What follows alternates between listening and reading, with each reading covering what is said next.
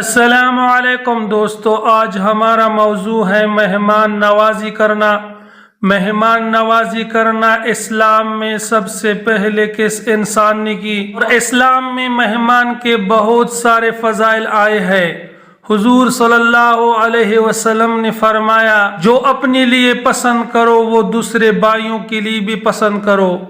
ایک مرتبہ حضور صلی اللہ علیہ وسلم کے پاس ایک صحابی آیا، سلمان فارسی رضی اللہ تعالی عنہ۔ حضور صلی اللہ علیہ وسلم نے اس کو مہمان نوازی کے لیے، اکرام کرنے کے لیے تکیہ رکھا۔ صحابی نے عرض کیا، یا رسول اللہ، آپ مجھے تکیہ کیوں رکھتے ہیں؟ آپ تو پیغمبر ہیں، آپ کی ادب ہم پر واجب ہیں۔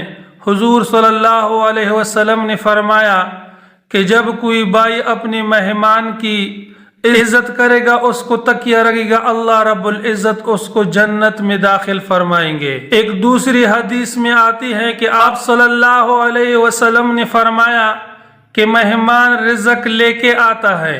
ایک دوسری روایت میں ہے کہ آپ صلی اللہ علیہ وسلم نے فرمایا کہ مہمان رزق لے کے آتا ہے اور واپسی پر استغفار چھوڑ کے جاتا ہے، یعنی مہمان آنے سے پہلے اللہ رب العزت اس کی رزق پہنچا دیتی ہے اور جانے پہ استغفار چھوڑ لیتی ہے۔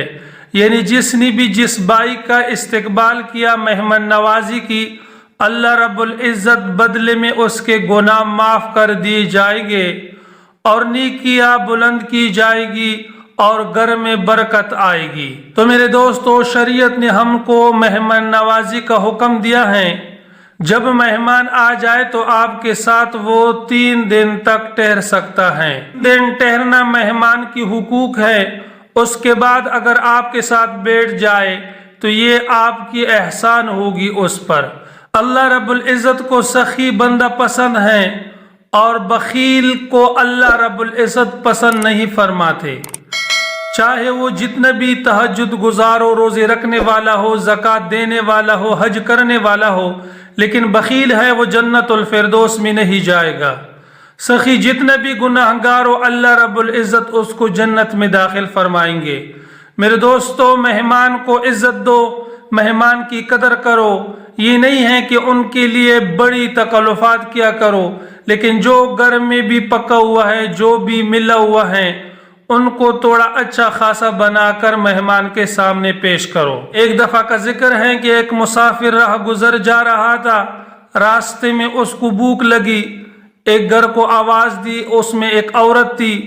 اس کو کہا کہ کھانے کو کچھ ملے گا؟ اس نے کہا، کیوں نہیں، آپ تو اللہ کے مہمان ہو۔ اس کو گھر لے کے آئی اور اس کے لیے بکری کا بچہ ذبح کر لیا، پکایا اور اس کے آگے سامنے پیش کیا۔ تو اس کے شوہر آیا اور شوہر نے اس کو بہت ڈانٹا کہ یہ آپ نے کیا بنا کے رکھی ہیں، میرے پوچھ کے بغیر آپ نے اتنا تکلیف کی، میرے پوچھے بغیر یہ حرکت آپ نے کیوں کی؟ میرا بیڑا غرق کر رہے ہو کہ مہمانوں کو بکری ذبح کر رہے ہو۔ تو وہ بیچارہ اٹھ کر ادھر سے چلا گیا۔ جب دوسری جگہ گیا تو وہاں بھی ایک گھر ملا، اس میں ایک عورت تھی، اس نے کھانا مانگا، اس عورت نے اس کو بہت ڈانٹا۔ انہوں نے بہت برا بھلا کہا کہ کیا یہ سرایا ہے کہ آپ کو یہاں کھانے کی چیزیں میسر ہوگی؟ یہ عورت اس کو برا بھلا کہنے لگی اور اس کے خاوند آ گیا، اس کو غصہ آیا اور اپنی بیوی کو کہا کہ کیوں مجھے بے عزت کر رہے ہو مہمان کے سامنے، کہ آپ کماتے ہوئے سب تو میرا ہی ہے، مہمان کو آنے دو اور اس کے لیے کھانے کا انتظام کریں گے۔ تو وہ مہمان کو ہنسی آئی اور وہ مہمان ہنس پڑا۔ گھر والے شخص نے ہنسنے کی وجہ پوچھی تو اس نے کہا کہ بھائی، آپ سے پہلے میں ایک گھر میں گیا تھا، وہاں ایک عورت اچھی ملی، اس نے میرے لیے بکری کا بچہ ذبح کیا، اس کے خاوند آیا اور اس کو بہت ڈانٹا۔ یہاں پہ آ کر بات الٹی ہو گئی، یہاں کی جو عورت ہے وہ بخیل ہے اور گھر والا مالک جو ہے وہ سخی ہیں، اس پہ مجھے ہنسی آ گئی۔